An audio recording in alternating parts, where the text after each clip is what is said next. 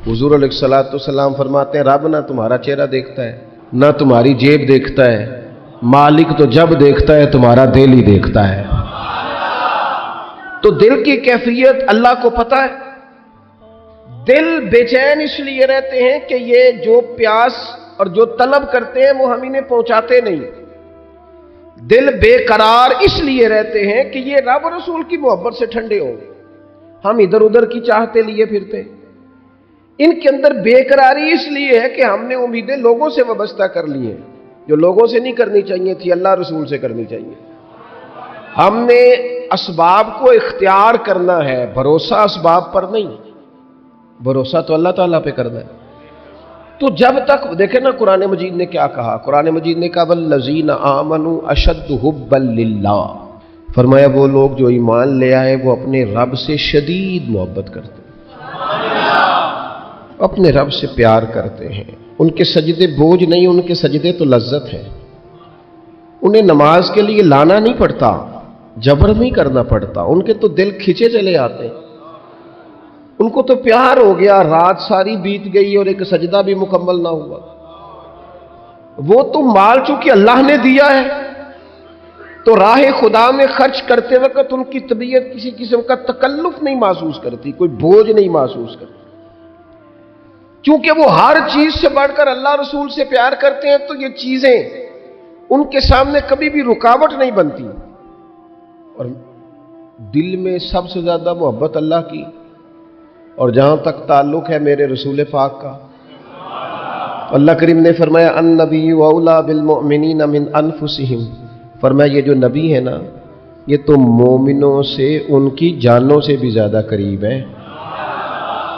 तो हर वक्त दिल की धड़कनों में, रूह की ठंडक में, कल्ब में, दिल में, रूह में, जहन में जो चीज हर वक्त समाई है ना मोमिनों के, वो रसूल पाक की जात है। अगर रात सारी बंदा यही सोचता रहे कि सवेरे यार किस तरह काम चलाना है, पैसे कैसे आएंगे, जो मेरे पास 2 लाख है इसे 6 कैसे करना है, और ये 6 है ये 12 कैसे हो सकता है, और जनाब ये दुनिया मेरी कैसे आगे बढ़ सकती है, और ये जो प्लाट पड़ा है ना मेरे घर के बिल्कुल सामने कैसे कुछ चक्कर चले कि मेरा हो जाए, गाड़ी है ज़रा छोटे टायरों वाली बड़े टायरों वाली कैसे आ सकती है। अगर 24 घंटे मनसूबाबंदी दुनिया हासिल करने से दीन मना थोड़ा करता है। हुजूर ने तो फरमाया मेहनत करके कमाई करने वाला अल्लाह का दोस्त है, मना नहीं है, लेकिन हर वक्त उसी गिनती में रहना, उसी के शुमार में रहना, उलझ जाना और जो असल चीज थी उसको छोड़ जाना। हम ना नेकी करते हैं, मोमिन होते हैं, लेकिन उसकी लज्जत नहीं पाते।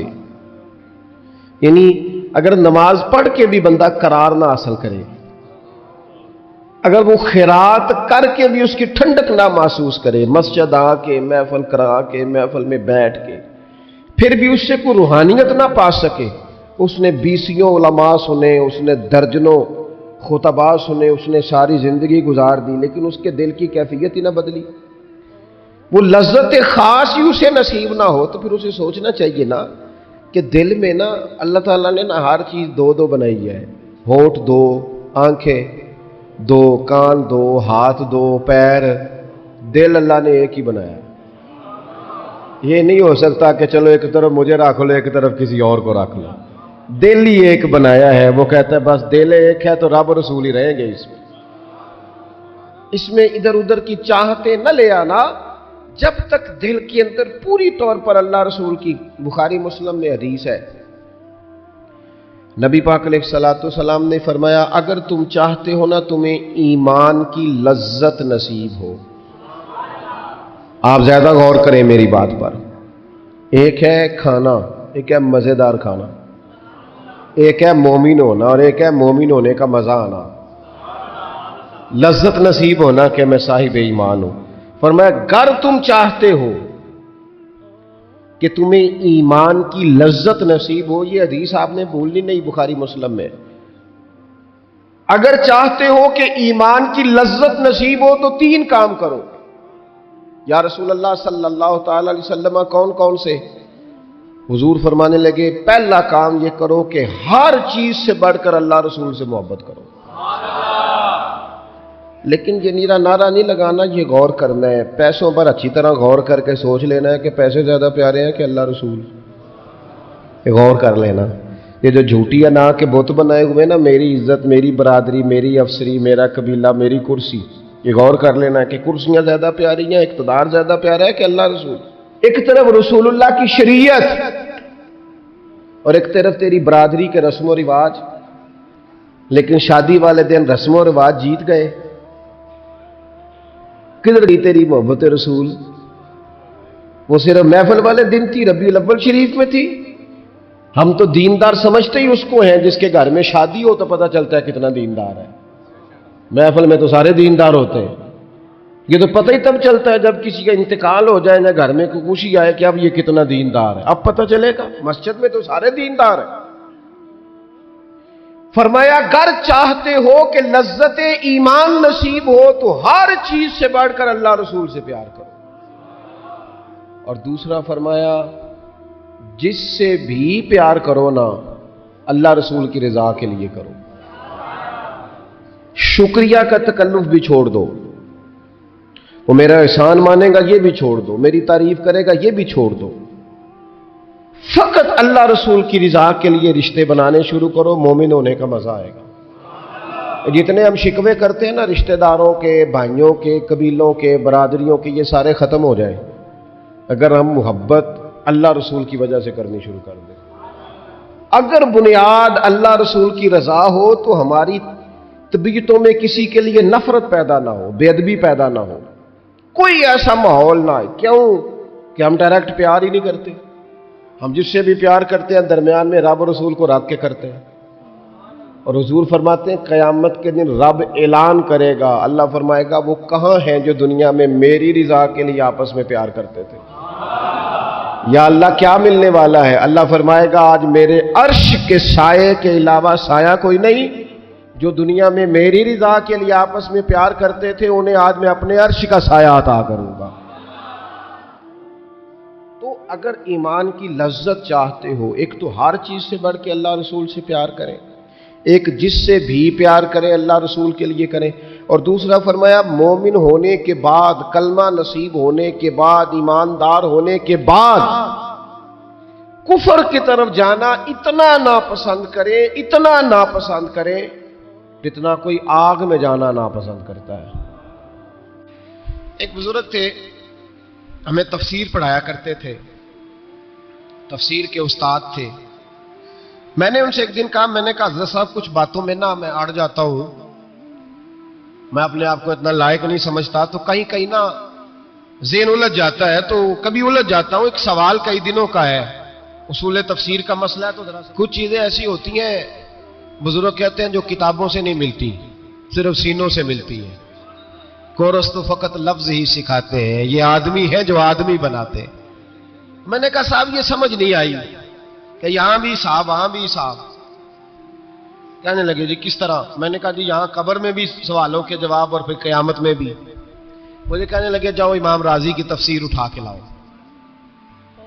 میں تفسیر ان کے سامنے لا کے رکھی تو کہنے لگے یہ سیدنا یوسف علیہ السلام کا واقعہ ذرا دیکھو تفسیر یوسف میں، اس میں ایک عجیب بات لکھی ہے۔ حضرت یوسف علیہ السلام کے زمانے میں قحط ہو گیا، تو جناب یوسف علیہ السلام نے، چونکہ آپ اللہ کے نبی تھے پہلے سے جان گئے قحط ہوگا، تو حضرت یوسف نے گندم پہلے سٹاک کر لی تھی بہت زیادہ۔ باقی علاقوں میں جب قحط پڑا نا، اب سب لوگوں نے مصر کی طرف رجحان کیا گندم لینے کے لیے، تو حضرت یوسف علیہ السلام نے نا شہر کے دروازے پر بندے کھڑے کر دیے، فرمایا جو بندہ آئے نا اس سے 2 سوال پوچھنا، جو آئیں گے لوگ گندم خریدنے، جو آئے 2 سوال پوچھنا، ایک پوچھنا کہاں سے آیا ہے اور ایک پوچھنا لے کے کیا آیا ہے۔ ایک پوچھنا، سمجھ آ رہی ہے بات، اور دوسرا پوچھنا کہ لے کے سونا لے کے آیا ہے، چاندی گندم خریدنی ہے تو کیا چیز لے کے آیا ہے، کہ نگد پیسے لایا ہے، یہ پوچھ لینا۔ جو آئے 2 باتیں پوچھنا، ایک پوچھنا کہاں سے آیا ہے اور دوسرا پوچھنا کیا۔ ایک روایت میں 3 سوال بھی ہیں، لیکن فرمایا پوچھنا 2 سوال ضرور۔ انتظار تھا نا بھائیوں کا، کنان سے آنے والوں کا، فرمانے لگے سب سے 2 سوال پوچھنا، جب کنان والے آئے نا ان سے صرف اتنا پوچھ لینا کہ وہ کہاں سے آئے ہیں. اگر پوچھے نا کنان سے آئے ہیں تو پھر یہ نہ پوچھنا کیا لے کے آئے ہیں. پھر میں جیب میں خود ٹٹول لوں گا وہ کیا لے کے آئے. باقیوں سے 2 سوال. جب میرے بھائی آئے نا, بھائی بھائیاں دے ویری ہوندے تے بھائی بھائیاں دیا باواں, جب میرے بھائی آئے تو ان سے یہ نہیں پوچھنا کہ وہ کیا, بس یہ پوچھنا کہ کہاں سے, اتنی بات پوچھنا, باقی میں پوچھ لوں گا. آپ فرمانے لگے رب بھی فرشتوں سے کہتا ہے تم قبر میں نا میرے بندوں سے زیادہ سوال نہ کرنا, بس یہ پوچھ لینا مجھے مانتے ہیں, میرے نبی کو مانتے, قبر میں تم اتنے سوال پوچھ لینا, باقی لے کے کیا ہے وہ میں خود ہی پوچھ لوں گا.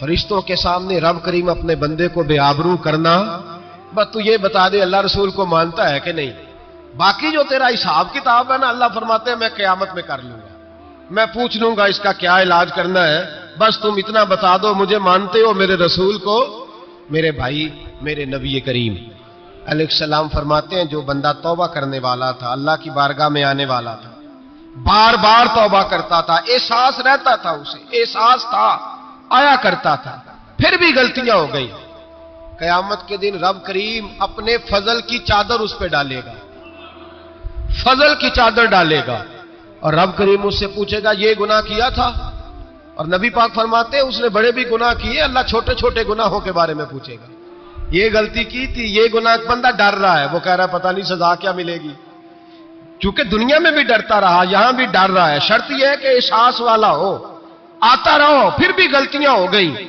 خیال کرتا تھا, محنت کرتا تھا, نیک ہونے کی جدوجہد کرتا تھا, کوتاہیاں رہ گئی, یہ گناہ کیا تھا یا اللہ بھول گیا تھا, یہ گناہ کیا اللہ مجھ سے غلطی ہو, یہاں بھی کیا تھا یا اللہ غلطی ہو گئی. نبی پاک صلی اللہ علیہ وسلم فرماتے چھوٹے چھوٹے گناہ اللہ دکھا رہا ہے, اور اس سے کہہ رہا ہے یہ کیا تھا, مانتا جا رہا ہے. رب کریم فرماتا ہے پتہ ہے میں تیرے ساتھ کیا کرنے والا ہوں, ٹانگیں کانپ گئی, یا اللہ پتہ نہیں. فرمایا میں تجھے ان گناہوں کے بدلے نیکیاں دینے لگا ہوں, ان گناہوں کے بدلے نیکیاں. نبی پاک فرماتا ہے فٹافٹ ہی بول پڑا, کہنے لگا یا اللہ میں نے تو بڑے بڑے گناہ بھی کیے, اگر تو نے گناہوں کے بدلے نیکیاں دے دیا تو میرے تو بڑے بڑے پاپ بھی ہیں, وہ دوسرے کدھر ہیں. میرے حبیب کریم علیہ الصلوۃ والسلام فرماتے ہیں رب مسکرائے گا جو رب کی شان کے لائق ہے. اللہ فرمائے گا تیرے دل میں احساس تھا, تو آیا کرتا تھا, تو توبہ کرتا تھا, تو میری بارگاہ ناز میں آتا تھا, پتہ تیرے اوپر چادر کیوں ڈالی ہے, یا اللہ نہیں. فرمایا میں تجھے اپنی رحمت کی چادر میں چھپا کے جنت میں داخل کرنا چاہتا ہوں. میرے بھائی تو آ تو صحیح, تو پہنچ تو صحیح, خدا را یہ جتنی دنیا داری ہے نا, یہ تو آپ ہر وقت کریں گے تو راضی ہوں گے لوگ, ہر وقت. اور یہ جو ہم نے پلاننگ کی ہوئی ہے نا کہ میں فلانا کام کر کے سیانا ہو جاؤں گا, تو اتنی مہلت نہیں دی اللہ پاک نے. وہ کہتا فوراً آپ اپنی منصوبہ بندی بدلیں, رحمت الہی کی جانب توجہ کریں, اپنا ذہن رب کریم کے بارے میں کرم والا بنائے, اور یہ ارادہ کریں کہ میں اس کی بارگاہ میں آؤں گا تو وہ مجھے عطا کرے گا. اپنے بازو پہ بھروسہ نہ کرے, اپنی عقل پہ بھروسہ نہ کرے, بھروسہ جب بھی کرے خدا کی رحمت پہ کرے, اس کے فضل پہ کرے, اس کے کرم پہ کرے, اور ذہن بنائے کہ اللہ معاف کرنے والا ہے. ہمارے ذمہ یہ ہے کہ ہم اپنے گناہوں کا احساس پیدا کریں, ہماری ذمہ داری یہ ہے کہ ہم توبہ سچی اور کھری کریں, ہماری ڈیوٹی یہ ہے کہ ہم اللہ کی بارگاہ میں صحیح معنوں میں حاضری دیں. ہم توبہ بھی جھوٹی کرتے ہیں, بلکہ اگر میں کہوں کہ مذاق کرتے ہیں. شب برات آنے والی ہے نا, کس دن ہے, جمعرات کو شب برات آئے گی. کچھ لوگ تو خیر ویسے ہی ڈٹ جاتے ہیں, کہتے ہیں ہم نہیں مانتے, وہ پکے لگے ہوئے ہیں, وہ کہتے ہیں نہیں عبادت نہیں کرنی چاہیے. میں نے کہا یار بس کرو, چھوڑ دو. اب اللہ کی عبادت کرنے کے لیے بھی تم سے سند لینی پڑے گی کہ مولوی صاحب اجازت دے, نفل پڑھ لیں, اجازت لینی پڑے گی. اور بندے بڑے سمجھدار ہیں, وہ کوئی سیاسی بندہ دوسری پارٹی کا آ جائے تو اسے مطمئن کر لیتے ہیں. کچھ بسرا دوسری جماعت کا مسئلہ پوچھ لے, کہتے ہیں مولوی صاحب پوچھ کے دساں گا. موٹی سی بات ہے, شب رات کو کیا ہوتا ہے, عبادت. کیا ہوتا ہے, بول کے بتائے, یہی ہوتا ہے نا. تو اس کے لیے سرٹیفکیٹ کی ضرورت ہے جی. والذین یبیتون لربہم سجدا وقیاما, اللہ فرماتے ہیں میرے بندے ساری رات گزار دیتے ہیں یا قیام کرتے ہوئے یا سجدہ کرتے ہوئے. اس کے لیے سرٹیفکیٹ کی ضرورت ہے. بڑی جلدی مسئلہ پوچھنے آ جاتے ہیں لوگ. ہاں, ایک وہ ہے جو مانتے ہی نہیں سرے سے, ایک وہ ہے جو بڑا عجیب مانتے ہیں. وہ کہتے ہیں شب رات ہے چھوٹا گوشت ہی نہیں مل رہا دکان سے. بھئی شب رات گوشت کھانے کا دن ہے, حلوہ کھانے کا دن ہے شب برات, موت کرنے کا دیہڑا آ گیا شب برات. شب رات آئی ہے, پہلے کلو گوشت آتا تھا 2 کلو لے لو. یہ کون سا طریقہ ہے شب برات منانے کا؟ اور پھر شب برات منائی جائے گی. معراج شریف سے پٹاخے چل رہے ہیں روز شام کو, چلتے ہیں نا؟ نہیں, میں کہ مینو غلطی لگتی تسی بولے نہیں نا. چلتے ہیں پٹاخے. کون بیچتا ہے پٹاخے؟ ہندو, سکھ, یہودی. چلاتا کون ہے؟ کس نے کہا ہے چلانے؟ اس میں کوئی کسی فرقے کا بھی اختلاف نہیں ہوتا. ڈرنا چاہیے اللہ پاک سے. اللہ جہنم کی آگ ٹھنڈی کرتا ہے, ہم جلاتے ہیں شب رات کو.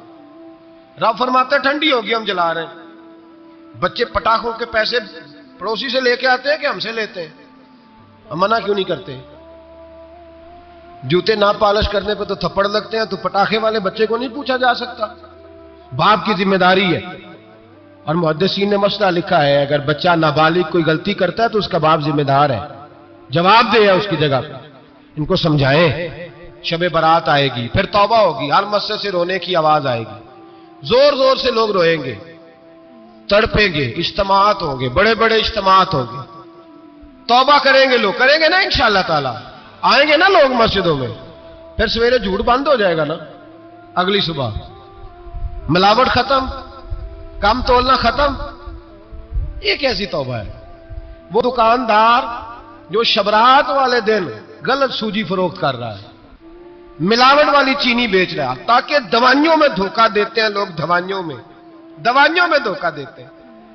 ایک ڈاکٹر خود مجھے کہنے لگے, وہ میرے دوست ہیں, ہلکا پھلکا کورس کیا ہوا ہے, کہتے میرے دوست ہیں کئی سارے لوگ, تو ایک ایسا ہی ہمارے شعبے کا آدمی تھا, تو اپنے ابا جی کو وہ ڈرپ لگانے لگا, تو ابا جی کہنے لگے پتر مینو اصلی لا دے تیری مہربانی, مینو اصلی لا دے تیری مہربانی, لوکھا علی نہ لا دے.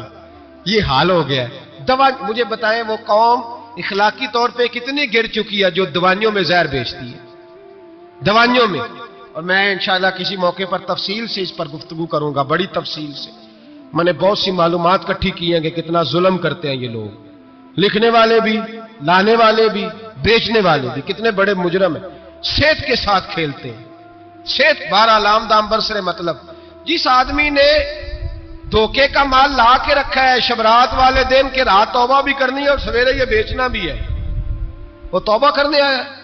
جس نے دھوکے کا مال لا کے رکھا ہے کہ سویرے بیچنا ہے اور رات توبہ بھی کرنی ہے, وہ توبہ کر رہا ہے کہ مذاق کر رہا ہے؟ توبہ میری توبہ, استغفر اللہ, یا اللہ معاف کر دے, اونچی اونچی آواز میں رو رہا ہے, اور سویرے سارے چکر وہی ہیں. یہ کیسی توبہ ہے؟ توبہ کیا ہے؟ میرے نبی پاک علیہ السلام کے غلاموں نے توبہ کی تقسیم کی. حضرت حسن بصری سے کسی نے پوچھی توبہ کیا ہے, تو آپ نے فرمایا توبہ یہ ہے کہ جب تو توبہ کر لے تو پھر اس جگہ نظر نہ آنا جہاں کھڑے ہونے سے رب رسول ناراض ہوتے. اور فرمایا توبہ یہ ہے کہ جب تو نے توبہ کر لی پھر وہاں سے غیر حاضر نہ ہونا جہاں حاضری کا تجھے اللہ رسول حکم دیتے. یہ تیری توبہ ہے. اور اگر تو ایسا نہیں کرتا پھر تو نے توبہ نہیں کی, پھر تو نے مذاق کیا. میرے بھائی رحمت الہی آواز دیتی ہے کی طرف رجوع کریں, دوڑے اور رحمت کی امید رکھ کے آئیں. یہ سمجھ لے کہ اللہ پاک, میں ایک بات اکثر کرتا ہوں, نبوت کا دروازہ بند ہوا ہے. داتا گنج بخش علی اجویری نے کہیں نہیں لکھا تھا کہ میرے بعد علی بن عثمان اجویری دوسرا نہیں آ سکتا. حضرت مجدد صاحب کہیں نہیں لکھ کے گئے کہ دوسرا مجدد الثانی پیدا نہیں ہوگا. حضرت بہاءالحق نقشبند بخاری نے کہیں نہیں کہا کہ میرے جیسا ولی نہیں ہو سکتا. بزرگوں نے کبھی نہیں کہا. تو جدوجہد تو کر. اقبال کہتے آج بھی ہو اگر ابراہیم کا ایمان پیدا, آگ کر سکتی ہے انداز گلستاں پیدا. تو پروگرام تو بنا, آگے کی طرف تو سفر کر. میرے نبی کریم سید عالم صلی اللہ علیہ وسلم نے فرمایا تیرے آ جانے سے تیرا رب راضی ہو جاتا ہے. جب تو آتا ہے تو تیرا اللہ راضی ہو جاتا ہے. یہ جو ہماری مشکلات ہوتی ہے نا, جن میں ہم الجھے ہوتے ہیں, وہ جو ہمیں جادو ہو جاتا ہے, تویز کر دیتے ہیں ہمارے قریبی رشتہ دار, وہ تویز نہیں ہوتے, وہ ہمارے اعمال کی سزا ہوتی ہے. ہمارے اعمال کی سزا ہوتی ہے. ہم وہ ڈھونڈتے پھرتے ہیں کہ بابا مل جائے پھونک مارے صحیح کر دیں, حالانکہ وہ ہمارے اعمال کی سزا ہے. ہمیں اپنی تربیت کرنی چاہیے ہمیں. اور ویسے بھی دم درود تویز دھاگا میں اکثر کہا کرتا ہوں, میں کہتا ہوں میں نے کسی کتاب میں نہیں پڑھا کہ کوئی بندہ نبی پاک سے یمن سے دم کرانے آیا ہو. کہ میں حضور سے دم کرانے جا رہا ہوں، مصر سے آیا ہوں دم کرانے، شام سے دم کرانے آیا ہوں۔ میرے نبی پاک کے پاس جو بھی آیا کرتا تھا نبی پاک کا دین سیکھنے آیا کرتا تھا۔ دم درود تو ایک ضمنی چیز ہے، ذلی چیز ہے، ہو گیا تو ٹھیک ہے، ورنہ اللہ پاک اگر بیماری میں راضی ہے تو نبی پاک نے خود بیماری کو سینے سے نہیں لگا کے رکھا، خود اللہ کے محبوب سید عالم صلی اللہ علیہ وسلم کا وصال بیماری کے ساتھ ہوا، تو بیماری تو مریدنی ہے میرے نبی پاک کی، وہ تو کنیز ہے حضور کے گھر کی۔ عام دام برسر مطلب کھری توبہ، سچی توبہ، اور کس طرح کی توبہ؟ میرے نبی کریم علیہ الصلوۃ والسلام نے ایک دن صحابہ سے پوچھا ایک بات تو بتاؤ، بخاری مسلم کی حدیث ہے، یا رسول اللہ پوچھئے۔ نبی پاک صلی اللہ علیہ وسلم نے فرمایا اگر کوئی آدمی صحرا میں سفر کر رہا ہو، بہت بڑا صحرا ہو، اونٹ پر اس کا سفر ہو اور اس نے اونٹ پر کھانے پینے کا سامان باندھا ہو، پیسے بھی رکھے ہو، پانی بھی رکھا ہو، تھک گیا سفر کرتا کرتا، درخت کی ایک ٹہنی کے ساتھ اونٹ کی نکیل باندھی اور درخت کے نیچے لیٹ گیا آرام کرنے کے لیے۔ اللہ کے حبیب فرماتے اچانک اس کی آنکھ لگ گئی، جب جاگا تو اس نے دیکھا کہ اونٹ تو غائب ہو گیا ہے، اب نہ کھانا ہے، نہ پانی ہے، نہ پیسے ہیں، اور صحرا بڑا لمبا ہے، پیدل سفر بھی نہیں کر سکتا۔ تھوڑا سا ڈھونڈا، پھر موت کا انتظار کرنے لگا، سوچنے لگا اب موت آئے گی، اب مر جاؤں گا۔ اللہ کے محبوب فرماتے ہیں تھوڑی دیر گزری، جب بالکل مایوس ہو گیا تھا تو اچانک نظر پڑی تو اونٹ اس کا سامنے کھڑا تھا۔ نبی پاک سے صحابہ سے پوچھتے ہیں بتاؤ، اس کی کل کائنات اجڑ گئی تھی، راز ضائع ہو گئی تھی، ہر شے لٹ گئی تھی، دوبارہ اسے مل گئی ہے، بتاؤ اسے کتنی خوشی ہوگی؟ صحابہ کہنے لگے یا رسول اللہ نئی زندگی مل گئی اس بندے کو، وہ ساری دنیا سے زیادہ راضی ہے۔ تو میرے کریم رسول صلی اللہ علیہ وسلم نے فرمایا رب کریم کا نافرمان بندہ جب اس کی بارگاہ میں آ کے توبہ کرتا ہے تو اللہ اس سے بھی زیادہ راضی ہو جاتا ہے۔ نافرمان جب آ کے کہتا ہے یا اللہ معاف کر دے آئندہ نہیں کرتا، میں اللہ تو راضی ہو جاتا ہے۔ اور حبیب پاک علیہ السلام فرماتے ہیں وہ اتنا کریم ہے، جب بندہ اپنے رب سے صلح کر لیتا ہے، توبہ کر لیتا ہے، تو اللہ زمین کو کہتا ہے تو بھول جا میرے بندے نے گناہ کیا ہی نہیں،